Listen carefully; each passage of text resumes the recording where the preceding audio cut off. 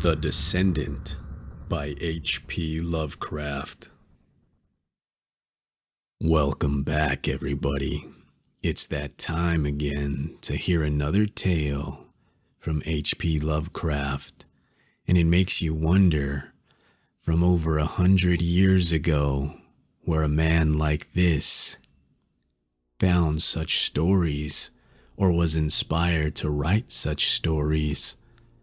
Maybe there is more to them than you think, and when you see a homeless person on the street, maybe they're not as crazy as you believe, and there's something else going on that you don't know of, and that is beyond this world. So sit back, clear your mind, and enjoy this tale. In London, there is a man who screams when the church bells ring. He lives all alone with his streaked cat in Gray's Inn, and people call him harmlessly mad. His room is filled with books of the tamest and most puerile kind, and hour after hour he tries to lose himself in their feeble pages. All he seeks from life is not to think. For some reason, thought is very horrible to him, and anything which stirs the imagination he flees as a plague. He is very thin and gray and wrinkled, but there are those who declare he is not nearly so old as he looks. Fear has its grisly claws upon him, and a sound will make him start with staring eyes and sweat-beaded forehead. Friends and companions he shuns, for he wishes to answer no questions. Those who once knew him as scholar and aesthetes say it is very pitiful to see him now. He dropped them all years ago, and no one feels sure whether he left the country or merely sank from sight in some hidden byway. It is a decade now since he moved into Gray's Inn, and of where he had been, he would say nothing till the night young Williams bought the Necronomicon. Williams was a dreamer, and only 23, and when he moved into the ancient house he felt a strangeness and a breath of cosmic wind about the gray, wizened man in the next room. He forced his friendship where old friends dared not force theirs, and marveled at the fright that sat upon this gaunt, haggard watcher and listener. For that the man always watched and listened, no one could doubt. He watched and listened with his mind more than with his eyes and ears, and strove every moment to drown something in his ceaseless, poring, over-gay, insipid novels. And when the church bells rang, he would stop his ears and scream. The gray cat that dwelt with him would howl in unison till the last peal died reverberantly away.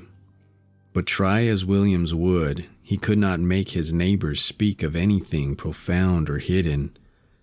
The old man would not live up to his aspect and manner, but would feign a smile and a light tone and prattle feverishly and frantically of cheerful trifles, his voice every moment rising and thickening till at last it would split in a piping and incoherent falsetto.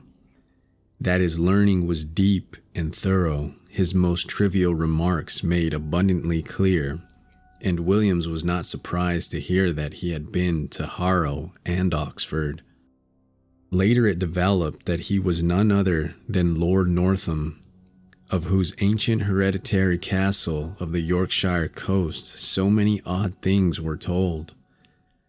But when Williams tried to talk of the castle and of its reputed Roman origin, he refused to admit that there was anything unusual about it. He even tittered shrilly when the subject of the supposed under crypts hewn out of the solid crag that frowns on the North Sea was brought up. So matters went till that night when Williams brought home the infamous Necronomicon of the mad Arab Abdul al-Hazred. He had known of the dreaded volume since his 16th year, when his dawning love of the bazaar had led him to ask queer questions of a bent old bookseller in Chandos Street, and he had always wondered why men palled when they spoke of it. The old bookseller had told him that only 5 copies were known to have survived the shocked edicts of the priests and lawgivers against it, and that all of these were locked up with frightened care by custodians who had ventured to begin a reading of the hateful black letter. But now at last, he had not only found an accessible copy, but had made it his own at a ludicrously low figure. It was at a Jew's shop in the squalid precincts of Clare Market, where he had often bought strange things before, and he almost fancied the gnarled old Levite smiled amidst tangles of beard as the great discovery was made.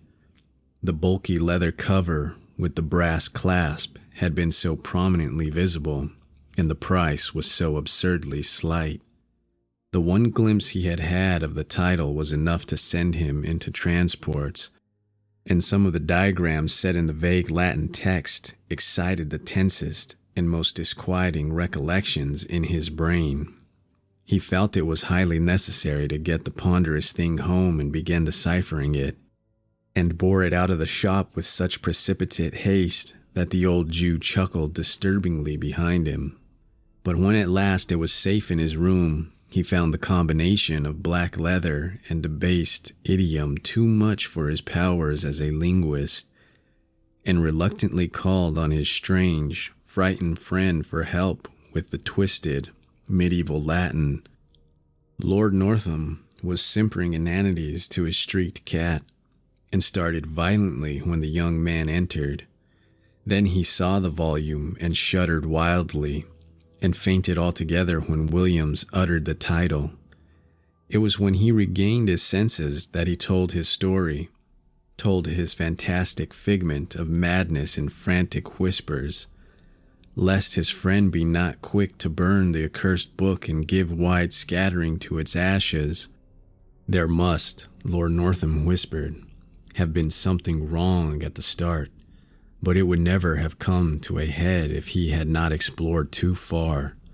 He was the 19th Baron of a line whose beginnings went uncomfortably far back into the past, unbelievably far, if vague tradition could be heeded, for there were family tales of a descent from pre-Saxon times, when a certain Gnaeus Gabinius Capito, military tribune in the 3rd Augustan Legion, then stationed at Lindum in Roman Britain, had been summarily expelled from his command for participation in certain rites unconnected with any known religion. Gabinius had, the rumor ran, come upon a cliffside cavern where strange folk met together and made the Alder sign in the dark. Strange folk whom the Britons knew not save in fear, and who were the last to survive from a great land in the west that had sunk, leaving only the islands with the raths and the circles and shrines of which Stonehenge was the greatest. There was no certainty, of course, in the legend that Gabinius had built an impregnable fortress over the forbidden cave and founded a line which Pict and Saxon, Dane and Norman were powerless to obliterate, or in the tacit assumption that from this line sprang the bold companion and lieutenant of the Black Prince whom Edward III created Baron of Northam. These things were not certain, yet they were often told, and in truth the stonework of Northam Keep did look alarmingly like the masonry of Hadrian's Wall. As a child, Lord Northam had had peculiar dreams when sleeping in the older parts of the castle, and had acquired a constant habit of looking back through his memory for half-amorphous scenes and patterns and impressions which formed no part of his waking experience. He became a dreamer who found life tame and unsatisfying, a searcher for strange realms and relationships once familiar, yet lying nowhere in the visible regions of earth, filled with a feeling that our tangible world is only an atom in a fabric vast and ominous, and that unknown domains press on and permeate the sphere of the known at every point. Northam, in youth and young manhood, drained in turn the founts of formal religion and occult mystery. Nowhere, however, could he find ease and content, and as he grew older, the staleness and limitations of life became more and more maddening to him. During the 90s, he established in Satanism, and at all times he devoured avidly any doctrine or theory which seemed to promise escape from the close vistas of science and the duly unvarying laws of nature. Books like Ignatius Donnelly's chimerical account of Atlantis he absorbed with zest, and a dozen obscure precursors of Charles Fort enthralled him with their vagaries. He would travel leagues to follow up a furtive village tale of abnormal wonder, and once went into the desert of Arabi to seek a nameless city of faint report, which no man has ever beheld. There rose within him the tantalizing faith that somewhere an easy gate existed, which if one found would admit him freely to those outer deeps whose echoes rattled so dimly at the back of his memory. It might be in the visible world, yet it might be only in his mind and soul. Perhaps he held within his own half-explored brain that cryptic link which would awaken him to elder and furtive lives in forgotten dimensions, which would bind him to the stars and to the infinities and eternities beyond them.